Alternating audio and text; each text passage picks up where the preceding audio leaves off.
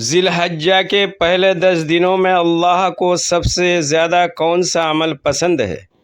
نبی صلی اللہ علیہ وسلم نے فرمایا، ان دنوں میں نیک اعمال اللہ کو سب سے زیادہ محبوب ہیں، یعنی ہر نیکی کی قیمت بڑھ جاتی ہے، لیکن خاص طور پر ذکر الہی، تکبیرات، روزہ اور قربانی کی بڑی فضیلت ہے۔ اس لیے اپنے دل اور زبان کو اللہ کے ذکر سے تر رکھیے۔ سبحان اللہ، الحمدللہ، اللہ اکبر بار بار پڑھیے۔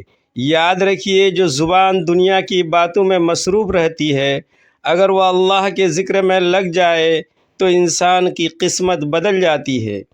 آج ہی اپنی زندگی کو عبادت کی طرف موڑ دیجیے۔ سامعین، اگر آپ چاہتے ہیں کہ اس طرح کی قیمتی باتیں آپ تک پہنچتی رہیں تو ویڈیو کو لائک اور چینل کو سبسکرائب کر لیں۔